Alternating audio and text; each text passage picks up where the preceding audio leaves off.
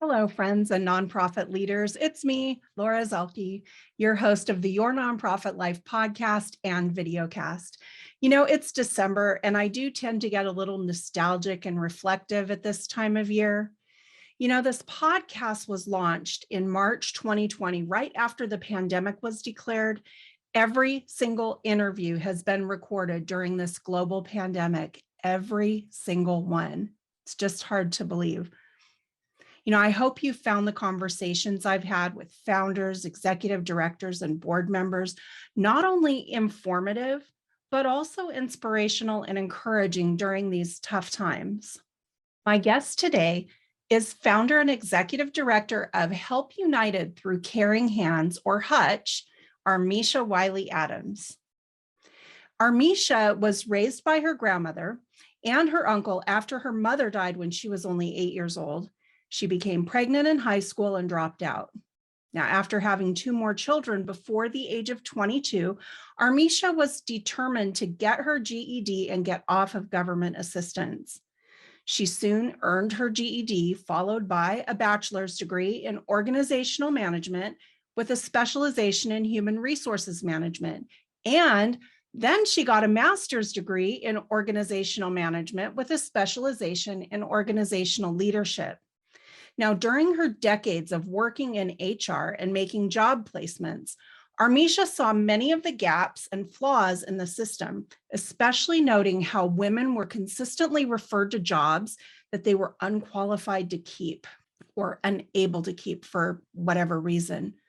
Her passion for helping women break out of poverty drove her to found her nonprofit organization, H.U.T.C.H. Their mission is to teach women of all ages to become self-sufficient and workforce ready so that when they get the job, they can keep the job. Now, during this interview, Armishia and I talk about everything from referrals and assessments to job training and placement, from George Floyd and Rayshard Brooks to voter suppression and what it's like being an African-American mom in the Atlanta area. And we also talk about the pandemic's impact on her programs and also on board service in her organization.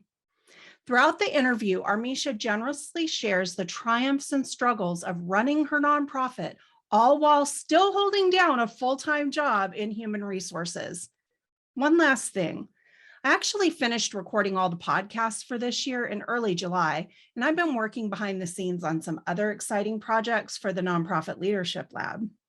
But even though we recorded the episodes months ago, each one has been released at a specific time for a specific reason. And I've been holding this interview until now because every January, Armishia holds a vision board workshop to help women in need set goals and create a fresh vision for their future. And I want you to consider sponsoring at least one woman to attend this event because it will literally change her life. But don't take my word for it. Let me introduce you to my friend and lab member, Armishia Wiley-Adams, the founder and executive director of H.U.T.C.H.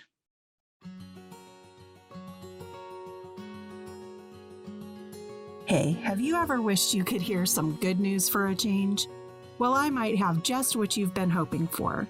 Welcome to Your Nonprofit Life, where we remove our rose-colored glasses and explore what leaders are actually doing to move their nonprofits from messy to thriving without burning out in the process.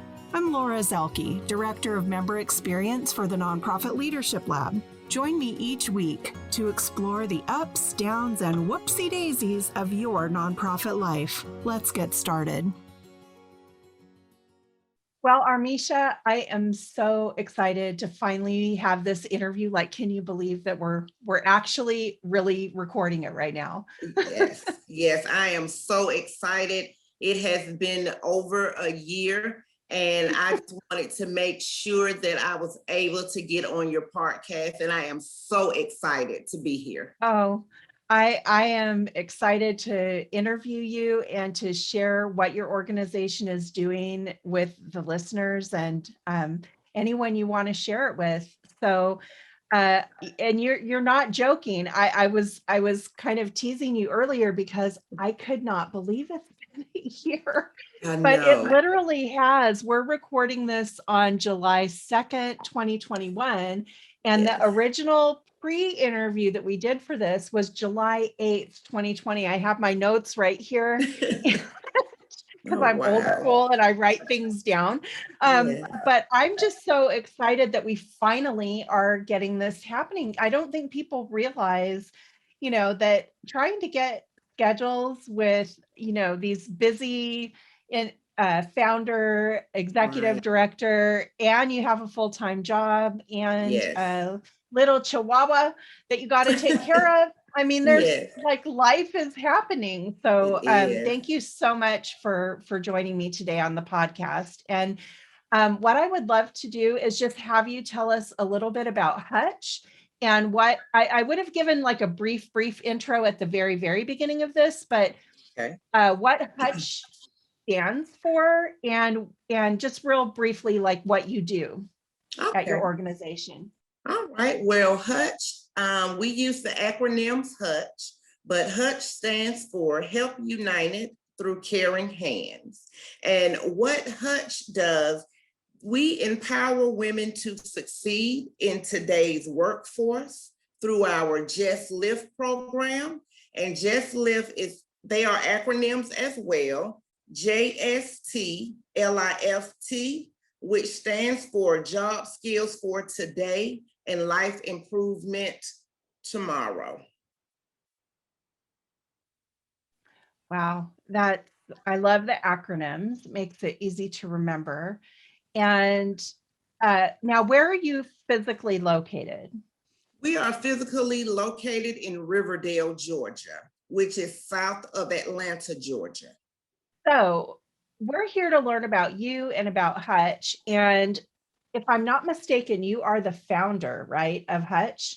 Yes, I am the founder and the executive director for H.U.T.C.H. Okay. And how long has H.U.T.C.H been around? H.U.T.C.H has been around since April 12th, 2018. That is when we received our 501c3 status. Okay. And is H.U.T.C.H the only thing that you do right now, or you also have a full-time job, don't you? I do have a full-time job working for a government entity as a human resource specialist. So that is why I'm so good and able to connect H.U.T.C.H with the things that I do in my personal life. Well, I can't wait to learn more about it. And I know we're going to kind of get into a deep dive about what H.U.T.C.H does a little bit further along in the podcast. Yes. But before we get there, I'm really interested to learn more about you and your journey into the nonprofit sector. It's not often that I have the opportunity to interview someone who has a full-time job and founded a nonprofit that they are running concurrently with being full-time employed. Like that's a pretty rare, you're a pretty rare person to be able to manage all of that. And so I'm curious what your journey was into HR, and also, were you in HR when you decided to found H.U.T.C.H, and how did that all come about? Okay. So my journey into human resources started in 1995. Believe it or not, it started with a conversation on the MARTA bus, which is our public transportation. And I was speaking with a lady, and she was telling me about an organization that she had, and she stated that she needs someone to help her. I said, well, I am fresh out of high school and I am looking for work myself. She gave me her card. She told me to call her Monday morning. I called her Monday morning at 8 o'clock. She gave me the address, which was located in Smyrna, Georgia. I came to her organization, which was called Resume Service and More. And what we did was went through paperwork, getting policies together for the new organization. We went through writing the new hire manuals. I learned about employee relations and everything just through her leadership. And I was there from 95 to 2002. She got very sick. She had a serious illness and she passed away. So the company closed down. But during those years, I was able to learn the recruitment, employee relations, how to onboard and offboard staff, and things of that nature. And after that job ended, I ended up going to the government entity that I am working with now. And I have been there since 2002. I have had several jobs there through promotions, which started off as administrative and moved on up to human resources jobs. And when I decided to fund H.U.T.C.H, I was working in human resources, and there were just several things that I saw in the organization when I was working with the welfare to work participants, which they call WEX, which is work experience. And they are the people who receive the TANF checks and the food stamps. And they have them to come into the office for training in order for them to receive their subsidy. And I ended up having to train them, and I learned some flaws that were in the system. And that made me decide to fund H.U.T.C.H. And So I want to, can I interrupt you at that point? Yes. And ask a little bit, like, what are some of the things that you saw in the system that were flags to you that something else needed to be done? The flags that I saw, we had a company that were sending the clients to us. And basically what they would do was just send us pretty much like anybody, whether they had experience or not. Just say, for instance, I was working in an organization. I needed someone to help me file. I needed someone to help me type up letters, to help me with the leave grids that were in Excel. So instead of giving these people tests to see where their skill set was at, they did not. So the people that they would actually send would not have any type of workforce training at all. They may have been receiving services for years because we had some government changes where if you were continuing to have children, you had a cutoff point for money, or you had done your 48 months and you were getting ready to be cut off your benefits fully for the monetary benefits. So they had to go out and, get skills and training. I did a lot of the training for the clients because what I did was Googled and, made filing tests, typing tests for them to see who had the more skills that I was looking for. And with that, when they started to bring the group of people, I would start testing them to see who would be the best fit for me versus having to get someone, train them, which took a lot of time, and they would probably only be there maybe a month or a month and a half. So those were definitely some flaws that I saw that could have been done better, where they could have done programming at this organization where they would have had more life skills and career readiness skills for these clients. And so seeing those gaps, I mean, you've been there, you said, gosh, I guess you're going on 20 years with your Yes. organization. Yes. So you've been there for quite a while, and you decide to start this nonprofit, H.U.T.C.H, Help United Through Caring Hands. Yes. Can you tell me a little bit about then what H.U.T.C.H does to fill that gap that you were seeing? Yes, what H.U.T.C.H does is we have referrals, sometimes from United Way 211. Sometimes we get referrals from just word of mouth. And with H.U.T.C.H, what we do, we help these clients, which are women. We only assist women to help them become more self-sufficient. And when we have clients that register for our programs, we have a career and skills assessment for them time they come into the door.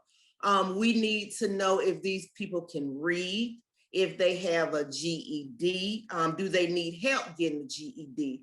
How far does their education go, what they can and cannot do, so we can better assess them with the curriculum that they will need in our program.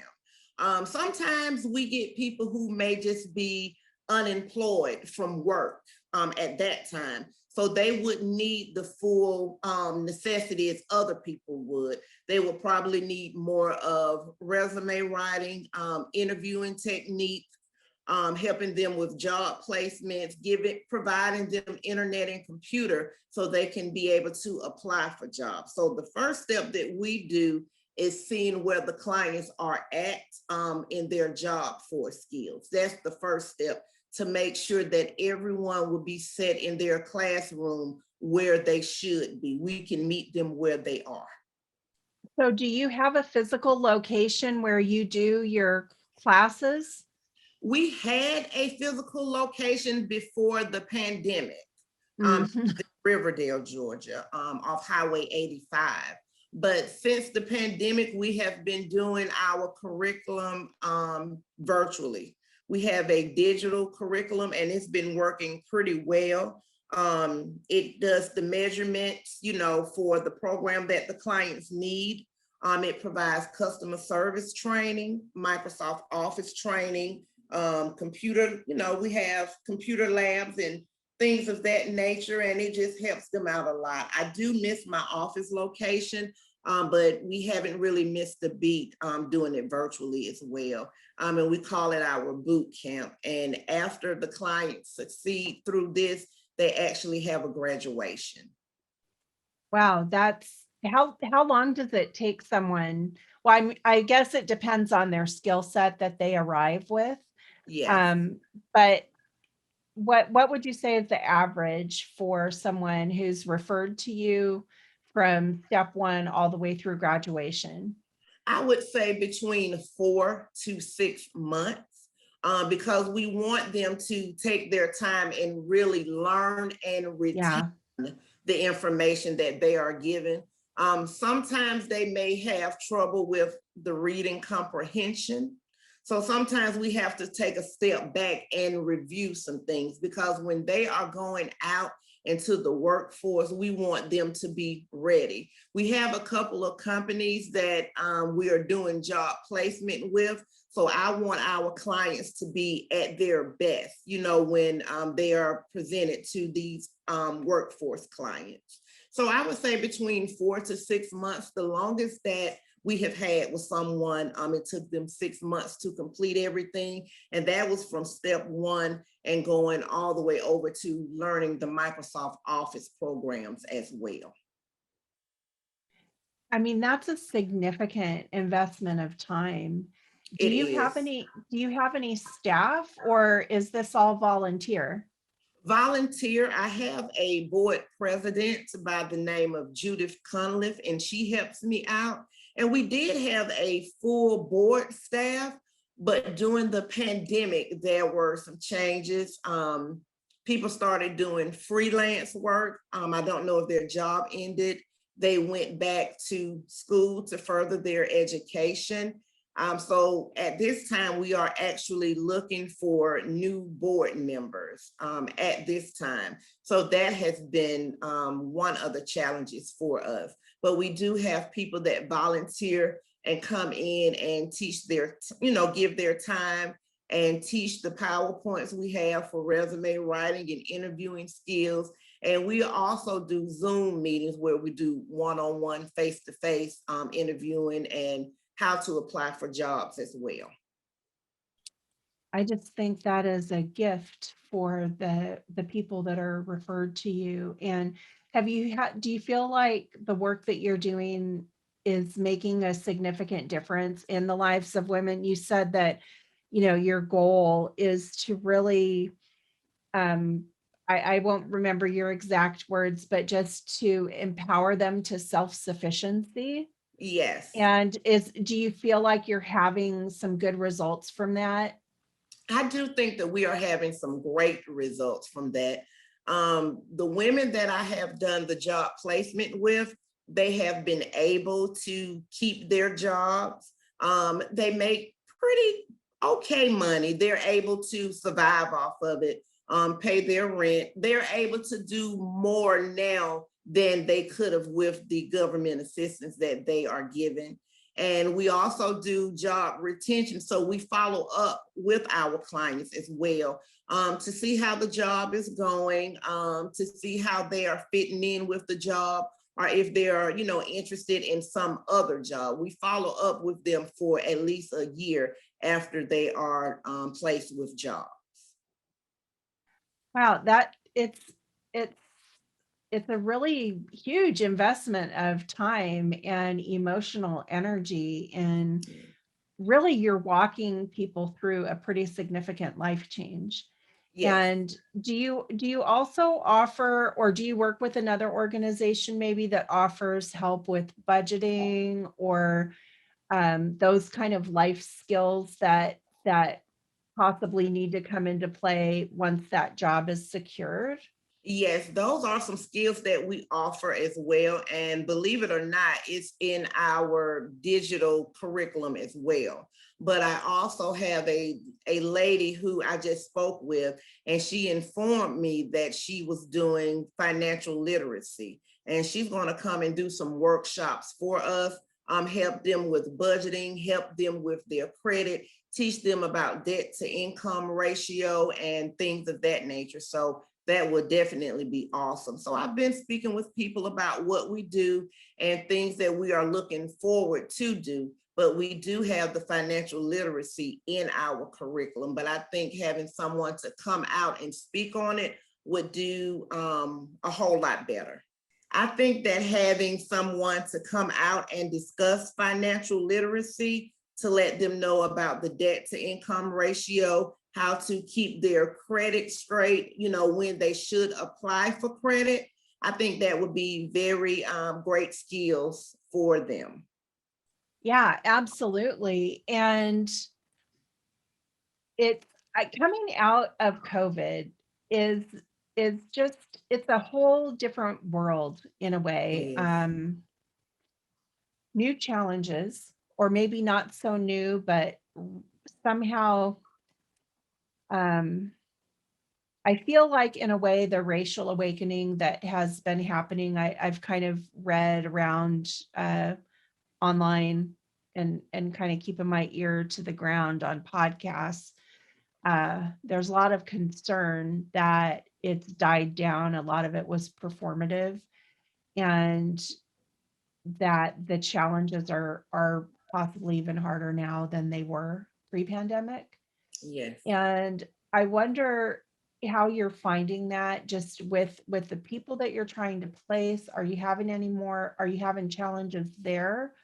Has that impact, like in being in Georgia, especially, with the election and the voter suppression laws that are trying to get, logged into the books. How is that impacting you just as a founder? Do you identify as an African American? Yes, I do. Yes. Okay. So as an African American in Georgia, you're working your full-time job, you're trying to run this organization, and you've got this just oppression that is trying to hold you back. How is that for you? And how are you, like, do you find time to take care of yourself during all this? So during the pandemic, while we were having a lot of racial injustice, it really did bother me. We had George Floyd. Then here in Atlanta, Georgia, we had Rashad Brooks, who was in downtown Atlanta, not too far from where I work. And then we had Ahmaud in Albany, Georgia, who was followed by those two guys because he wanted to peep in, at the structure of a home. I have two sons myself, and I just wanted to make sure that they knew that when they encounter a police officer, to be respectful. Make sure I had them to make a copy of their license, and they had their insurance card. And I told them to keep it over the top where, what is that called? Where you have the mirror. Yeah, the overhang. Yeah, the shade thing. Yes, the Yeah. shade thing, yes. To keep their information there so they would not have to go into their glove compartment. So no one would shoot them and say, oh, I didn't know that he had a gun. It was a very tough time mentally for me, having my sons, because they are young and they still want to be on the go. And I just had to really sit down and talk to them. And, we had to look at it. We had all of the riots here in downtown Atlanta, and we even had some police brutality come about with those riots that were held here. So there was just a lot going on. There was a lot of civil unrest, but I was able to, get self-care for myself.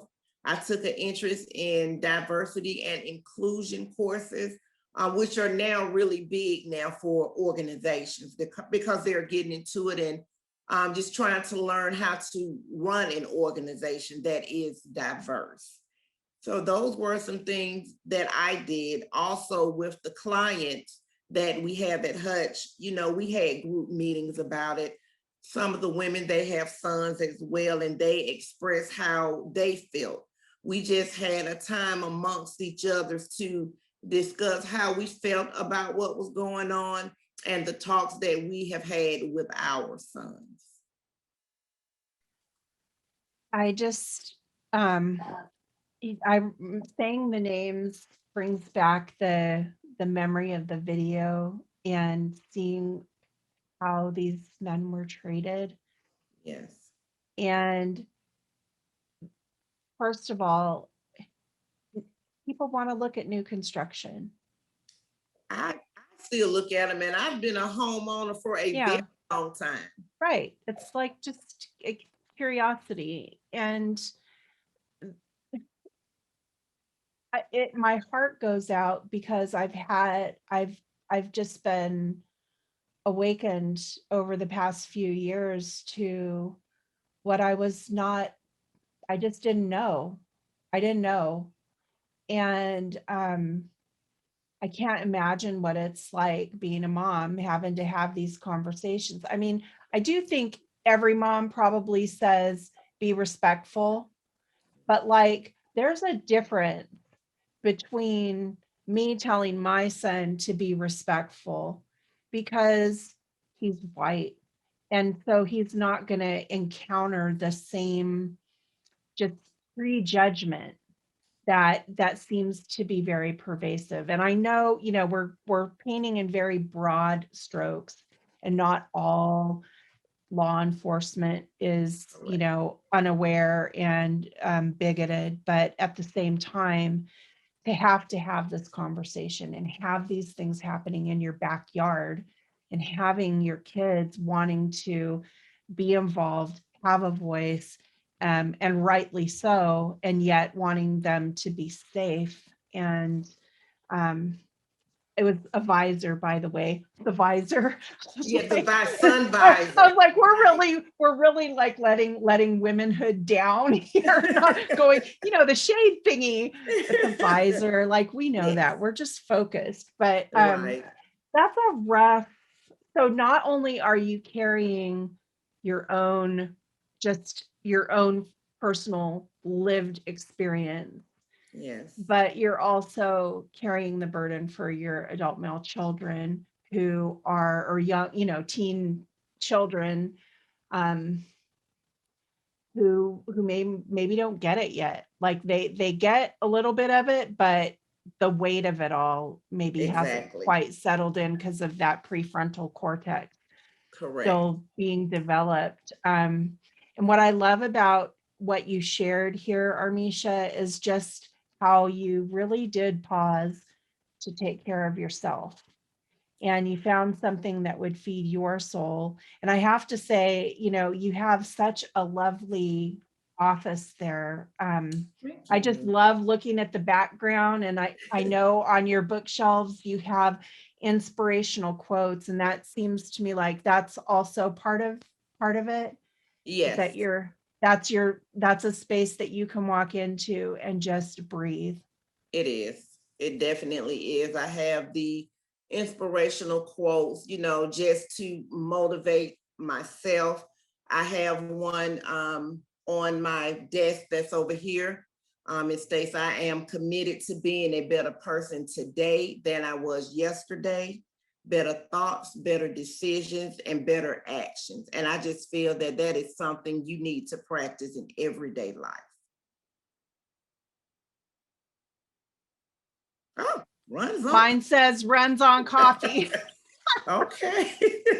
Okay, that's not my total. Now I can switch it. They got this for me. They got this for me for Christmas, my husband and my son. I can flip it around and it says chaos coordinator. Okay. But I leave it on runs on coffee. But I have things kind of posted around. I've got the 10 guideposts for wholehearted living from Brene Brown, just like right in front of me. Her boundaries acronym. And people know I'm always like mentioning Brene Brown in this podcast. Yes, I have her book, Dare to Leave, because of the Nonprofit Leadership Lab. So yes. Oh, it's such a great book. We actually did 2 book clubs on it because there was so much interest, and we got through it. And then it was like, okay, we need to do this one again because it's just so rich. And she gave so many free resources out to help with just implementing wholehearted leadership in your company. It's powerful stuff. And so I love the fact that you have taken the time. And I wanted to highlight that, Armishia, because sometimes I wonder, you're working a full-time job, you're running a nonprofit, and then you have all this stuff going on and COVID on top of it, right? And you're in Georgia dealing with the, just the vitriolic anger and on like just all around. The environment was hostile last year. Yes, and just even trying to vote and having to stand in line for hours and hours. And, how do you come out on the other side of that where you're still having an organization? Because I feel like there were some organizations that really didn't make it. And it's not for lack of trying. It's just that you can burn out. You can burn out if you don't take care of yourself. Yes, you can definitely feel the burnout. And for me, I love helping people. During COVID was a time where a lot of people lost employment. So I started on the H.U.T.C.H Instagram with giving people interviewing skill lessons. I would review their resumes, and a lot of that was free of charge, just to help them. These are some things you need to change. These are some things that you need to reword in your resume. Change the format so when they are looking through the ATS system, applicant tracking system, that they will define these words. They can see them and they know that you have some skills, for what they're looking for. We did mock interviews. A lot of my people end up getting jobs after having the mock interviews.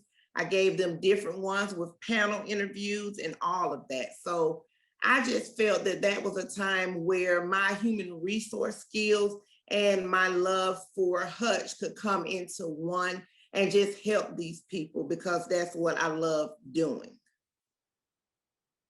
Well, it's a beautiful thing to just hear you say what, you just are like, okay, so I didn't miss a beat. We just, the overused word of, the last 18 months, pivoted, but you did. And in that you were able to stay with your mission. Like there just what sounds like it wasn't even really a missed beat. You just figured it out and you went and did it. And, that is, I think, one of the coolest things about, for being in the lab and the work that we get to do with small nonprofit leaders, because you can just, you don't have to go through a lot of red tape. You can be very nimble. Right. which can be, Joan calls it superpowers and kryptonite. And I do Right. think it is a superpower to be nimble and be able to Yes. pivot. But like you were saying earlier, losing a bunch of board members can create. It's not just the strain of needing to fill, what they say, butts in seats, right? Like you're not looking for that. You're looking for a board who understands board service. Yes. It's a working board, so they have skills that they can bring to the table and share, but Correct. also the financial aspect. Yes. So do you do fundraisers for Hutch, or how do you fund the work that you're doing, paying for the curriculum? And like how does someone, what if they don't have a computer? Like how do they get to the online part of it? Well, if they don't have a computer, we also have paper curriculum as well. And those were mailed out to the ones that did not have any laptops. So we have paper curriculum as well. It's a little different than the curriculum that's online because we can't do everything that the online curriculum would do. So those were some things that we were doing, and we would still do the one-on-ones through the phone. And that's how we would communicate. Sometimes we would use Duo so we can see each other, and we will go over the paper curriculum that we have as well. And I forgot the other part that you asked. Restate that. Oh, I don't even remember. I just, it's like I don't have my questions written down. I kind of like the flow of the conversation. I think Okay. we were just talking about, I was So asking, what do they do if they don't have a computer? mhm. And you answered that. So I think Yes, we're so good this on is that. our paper curriculum here. Oh, wow. We automatically have our program curriculum here. And this is what they were mailed off. And it's 49 pages and they Wow. front and back. So it's a full curriculum. I'm teaching them how to do their resumes. And we also have a career assessment with this as well on the first sheets. And, it just tells them like the first one, who am I? And they have to Mhm. these questions and where we come from. So it gives us a little bit information about our clients that Sure. don't have the computer. Okay, that's fine. We have paper for you. You can Right. write on the curriculum, or you can use your scratch paper and we just go through it verbally on the phone. Yeah. Yeah. So So yes, we do fundraise. That's what you asked. yeah, that's what I asked. We do fundraise.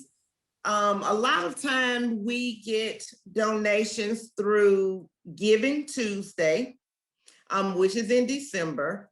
Also, people who have Facebook, when they have their birthdays, they would donate. They will have a charity that they would like for people to give to. And a lot of people choose Hutch to donate to. I do that myself. Also, there were a couple of challenges that we had where if we could get people to, like they had what's the challenge? What was it? Where they were doing the dancing. Nope, not the dancing, where they was the ice bucket challenge. So they were Yeah. having challenges on Duple. That's the name of it. We did challenges on Duple, and the many people that signed up and completed, we would get a portion of money for them. We also, I have services that are paid for as well, for HR work, helping people with their family medical leave and teaching them about it. So those are services that clients pay for that funnel back through the organization as well. Resume writing as well, that funnels through. What else do? We have vision board workshops, so that funnels back through the monies we make for that. But as far as like a silent auction, I'm want to learn more about how to do that. But those are just the things that we do now to help fundraise. Well, it sounds like a good variety. Um, And so let me ask you this. Do you have something that someone would sponsor? Like, have you gotten into sponsorships at all for some larger donations? Well, we had the Walmart grant that was Okay.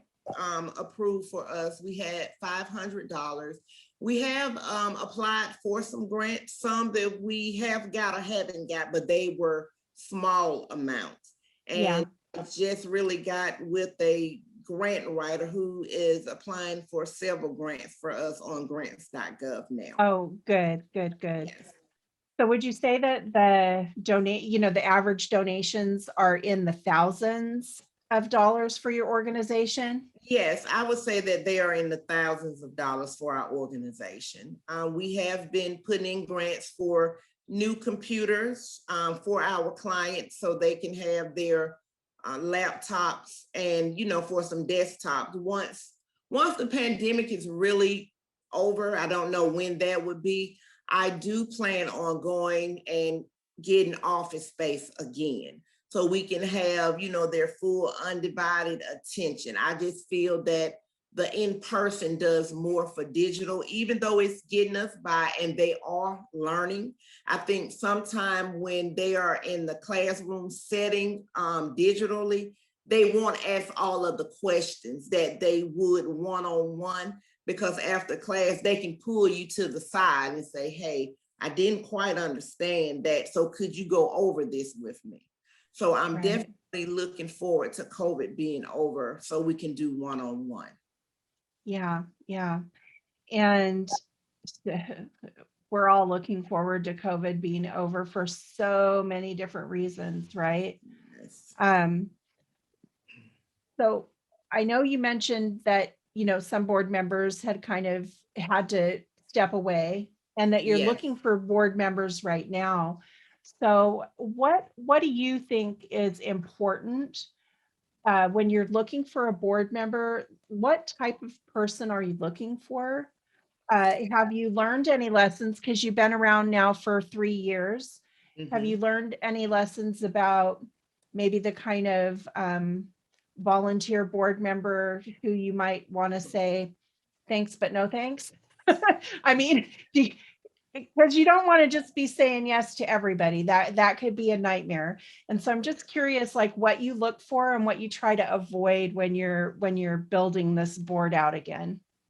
The first thing that I am looking for is for someone to share that same mission as the organization. And our mission is to transform lives from poverty and unemployment to self-sufficiency and sustainable careers. That's the first thing, making sure that you understand the mission. What can you bring to H.U.T.C.H? Have you been an educator? Have you worked in human resources? Do you have great customer service skills? Have you done this type of volunteer work before? Is your heart in it to help with these type of clients? Because these clients are definitely in need of someone who has time and patience. When we're looking for financial, someone who has done accounting work, CPA work. Now, the last board members that I had, they were great. All of them that I had were great board members. However, a lot of them had things going on in their personal life where they had to take care of. And I understand that. If anything was going on with my family, I plan on being there with my family. So I can definitely understand that.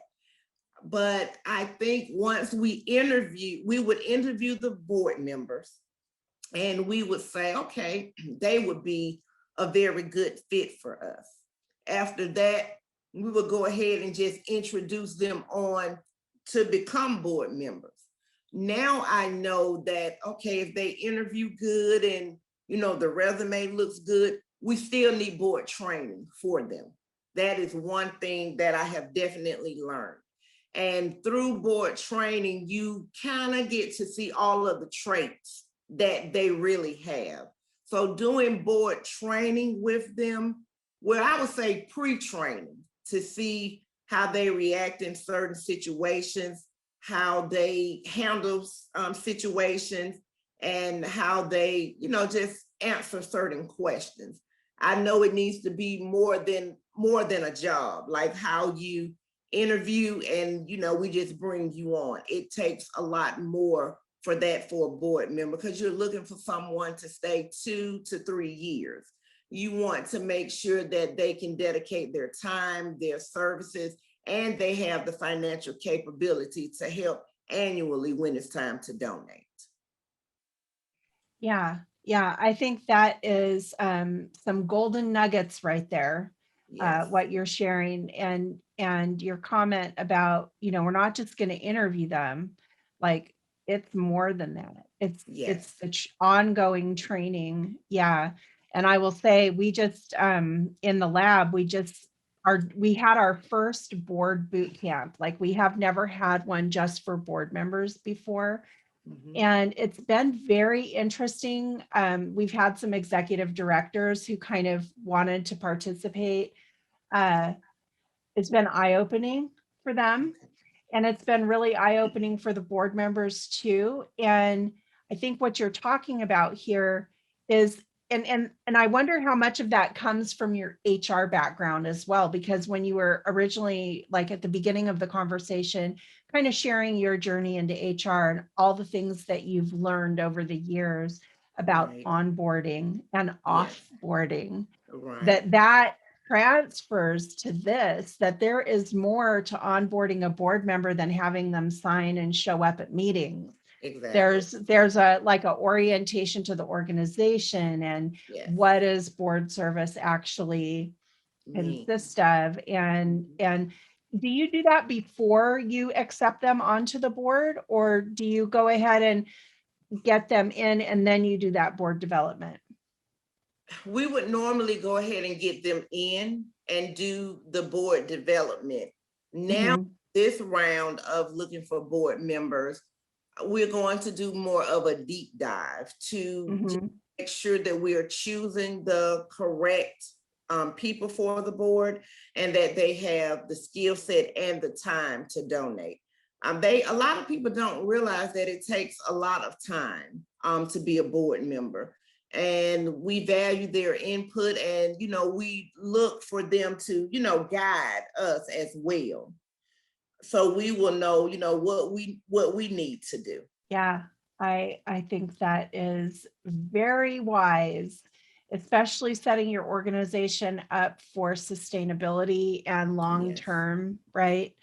Um, and I wonder, well, I wonder how long it will be before you have someone come in and join the board who has gone through the program.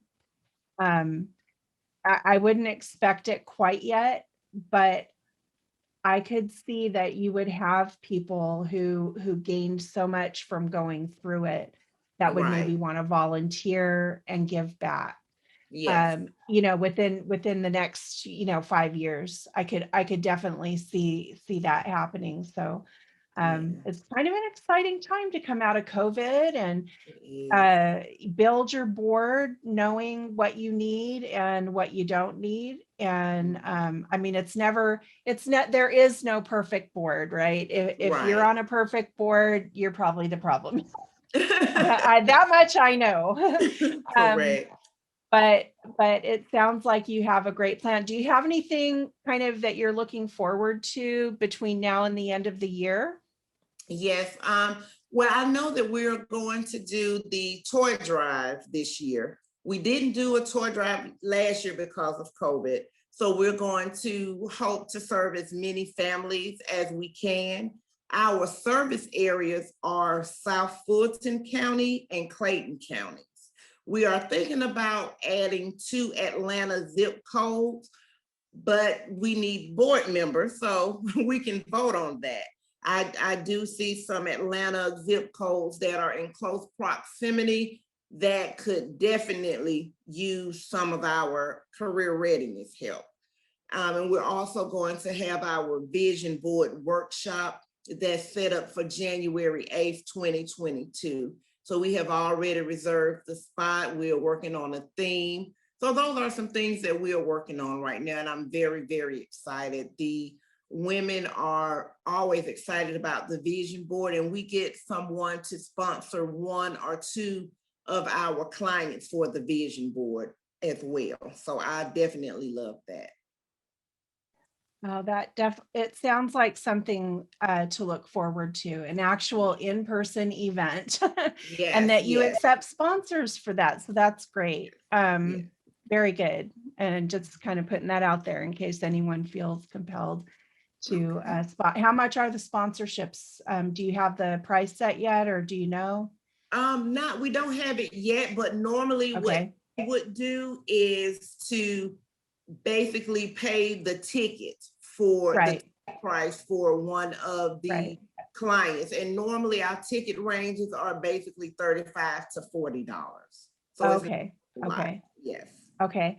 Um, what I want to encourage you to do too is consider having seeing if you can't get your company or a corporation locally to sponsor the whole event. Okay. I would look into that, maybe even talk to your grant writer. It's not necessarily a grant per se, but just possibly there's someone who could, sponsor. Well, how many women do you have come to these usually? 30. 30. Yes. So $1,000 would cover all the tickets. Yes. Yes. And so I would like to just put that out there that that's a need that you have and that you Okay. are a 501c3 organization. Yes. And I'm just putting that out there in case there is someone who's listening who feels compelled to donate. And so Okay. speaking of donations, where would someone go to donate to H.U.T.C.H? Well, we have our website, which is www.H.U.T.C.H.ATL.org. And there is a donate button on the website, and you can donate there. We also have PayPal. We're on the PayPal charity as well. Okay. Those are some ways that you can donate to H.U.T.C.H. Okay. And are you on social media as well? Yes, we are on social media. We're on Facebook as Help United Through Caring Hands. We are on Instagram, and we are H.U.T.C.H, ATL, H.U.T.C.H, ATL on Instagram. And we are Okay. also on LinkedIn, Help United Through Caring Hands. Okay. Well, I'll put links to all of that on the show notes page, and anything else that you want to share with me from your organization, we'll build it out and put this podcast up there as well. I'm not really sure when it will be published because my role is shifting slightly at the organization. And so I've kind of recorded all the podcasts for the whole year. Okay. And starting next week, I'm kind of done through December, and it's the beginning of July. So it's going to be a whole new thing, but I have some great guests, and I'm so glad that we were able to get you in, or it would have been another year. I know. I'm definitely glad. So yes. Yeah. Well, I'm excited, and we'll be following you closely. And as you get your marketing together for your vision board workshop that you're going to do, make sure that you send that my way as well. And we'll put that on the show notes page in case someone wants to sponsor a woman for the vision boarding. So thank you so much, Armishia, for agreeing to this a year ago. We've gone through a racial awakening. We've gone through a pandemic. You've had shoulder surgery. I've had COVID. So it's been a interesting 12 months is all I gotta say. And it is behind us, and we are moving on. Moving on. I want to say thank you, Laura, for waiting on me for a year to do the podcast. But when I checked the email and it said, okay, last call. I said, oh, no. I definitely have to get in contact with Laura so we can finally do this podcast. And I just want to thank you again. And it has definitely been a pleasure speaking with you. Well, it's really my honor. I love learning about your organization even more than I knew before. And I'm so excited about what the future holds for H.U.T.C.H and for you. And this new board that's out there, you just got to find them. They're there, they're ready, and they're passionate. And I'll plan on seeing you in the village. All right. Yes, ma'am. I would definitely be there.